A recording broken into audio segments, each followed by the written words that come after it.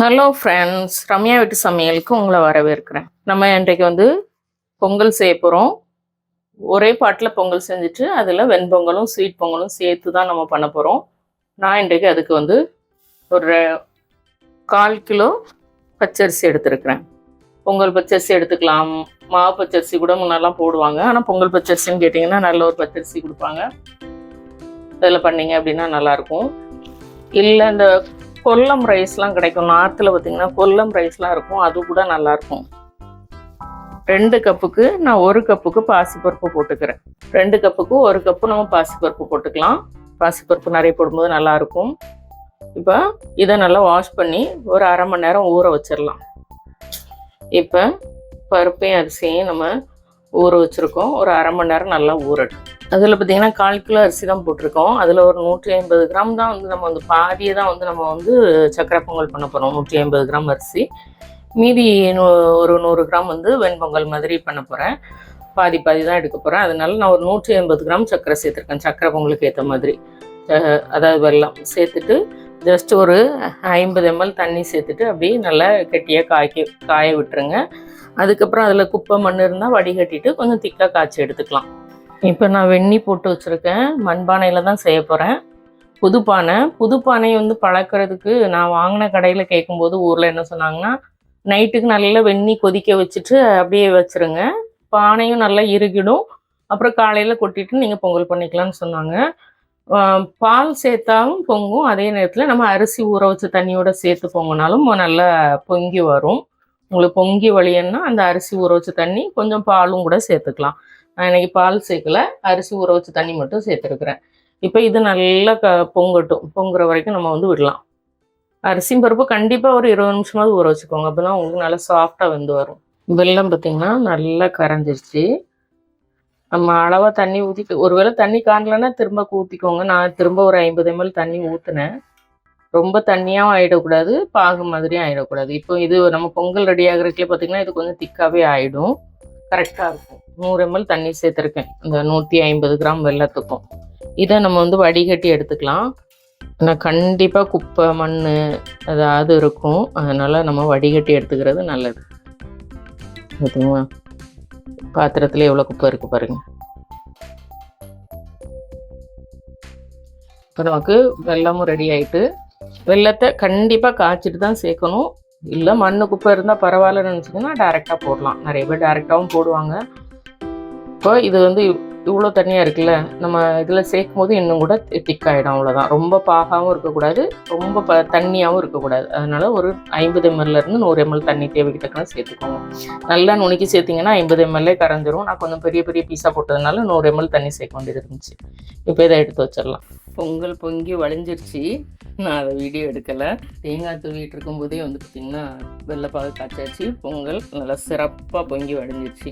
மண்பானை அப்படிங்கும்போது நமக்கு டைம் எடுக்கும், ஏன்னா நான் மறுபடியும் ஸ்டவ் நாஸ்தி ஆகிடக்கூடாதுல, உடனே ஆஃப் பண்ணிட்டேன்.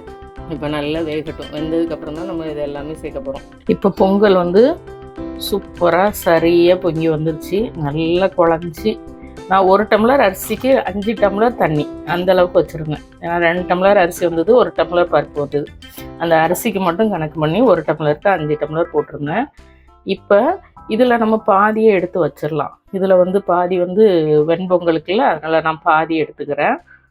அதுக்கப்புறம் நம்ம வெல்லம்லாம் சேர்த்துக்க போகிறோம். உங்களுக்கு எது அதிக குவான்டிட்டி தேவையோ அதை செஞ்சுக்கோங்க. இப்போ நம்ம இந்த வெள்ளைப்பாக ஊற்றிடலாம். எல்லாத்தையும் போட்டுடலாம், கரெக்டாக இருக்கும். ஏன்னா இது ஒரு 100-150 கிராம் அரிசி இருக்கும், அதுக்கு போட்டிருக்க வெல்லத்தோட அளவு கரெக்டாக இருக்கும். கலந்து விட்டுக்கலாம் நல்லா.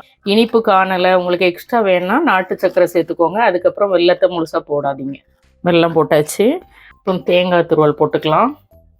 அதுக்கப்புறம் ஏலக்காய், ஒரு 2 ஏலக்காய் தட்டி வச்சுருக்கேன், அதையும் சேர்த்துக்கலாம்.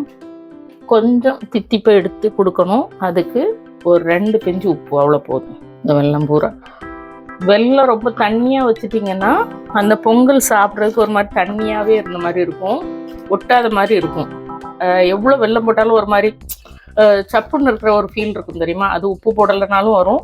அதே போல் வெல்லம் ரொம்ப தண்ணியாக காய்ச்சிட்டு சேர்த்தாலும் வரும். இப்போ நம்ம டேஸ்ட் பண்ணிக்கலாம்.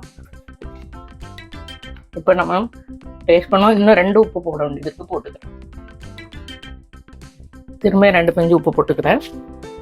எனக்கு இனிப்பு போதுமாக இருக்குது. இப்போ இதை வந்து நம்ம தாளித்து ஊற்றிடலாம். கொஞ்சம் நேரம் கொதிக்க விடுவோம். கொதிக்க விட்டுட்டு அப்புறம் தாளித்து விடுவோம். பொங்கல் தாளிப்புக்கெலாம் வந்து நெய் தான் விடணும். நெய் விட்டால் தான் நல்லாயிருக்கும். நான் நல்ல ஒரு 3 டீஸ்பூன் அளவுக்கு நெய் போட்டுக்கிறேன். நிறைய பேர் டால்டா போடுவீங்க. பொங்கல் அன்னைக்கு மட்டும் ஒரு 50 கிராம் நெய் வாங்கி வச்சுக்கோங்க. சூடாகட்டும். நெய் சூடாச்சு. நான் இன்றைக்கி கருப்பு திராட்சை தான் போட்டுக்கிறேன். கருப்பு திராட்சையும் முந்திரி பருப்பும் போட்டுக்கிறேன். ஏன்னா அதான் வீட்டில் இருக்குது. வெள்ளை திராட்சை இருந்தால் இதுவும் போட்டுக்கோங்க. நல்ல திராட்சைலாம் நல்லா உப்பி வந்துருச்சு. முந்திரி மட்டும் கொஞ்சம் வறுபடணும். ரொம்ப தீய விட்டுறாதீங்க. சூப்பராக ரெடி ஆகிட்டு இந்த தாளிப்பை அதுக்குள்ளே அங்கே பொங்கலும் கொதிச்சிருச்சு. நம்ம சேர்க்குறது கரெக்டாக இருக்கும். ஸ்டவ் ஆஃப் பண்ணிட்டேன். பொங்கல் நல்லா இப்படி ஒரு 5 நிமிஷமாவது கொதிக்கணும். கொதிச்சாதான் உங்களுக்கு வந்து அந்த வெல்லம் வந்து அரிசியோடு சேர்ந்து வரும். அதுக்கப்புறம் நம்ம வந்து ஸ்டவ் ஆஃப் பண்ணிவிட்டு முந்திரி வறுத்து வச்சுருக்கிறத சேர்த்துட்டு நல்லா கலந்து விட்டுட்டு பரிமாற வேண்டியதான். சூப்பரான பொங்கல் ரெடி. மண் பாத்திரத்தில் இந்த தடவை செய்துங்க பாருங்கள். சூப்பராக வரும். இப்போ நம்ம சாப்பிட இப்படி தண்ணியாக இருக்குது அப்படின்னு யோசிக்காதீங்க. கரெக்டாக இருக்கும். ரொம்ப ஒரு 5 மினிட்ஸில் பார்த்திங்கன்னா இது நல்லா கெட்டியாக சாப்பிட்ற பக்குவத்துக்கு வந்துடும். இந்த மாதிரி இருந்தால் தான் நல்லாயிருக்கும். இப்போ நான் பரிமாற போகிறேன். பொங்கல்னாலே ரொம்ப தித்திப்பாக தான் சாப்பிடணும் கிடையாது. இந்த மாதிரி அளவோட தித்திப்பாக நீங்கள் செஞ்சீங்க அப்படின்னா எல்லாருமே வந்து நல்லா விரும்பி சாப்பிடுவாங்க.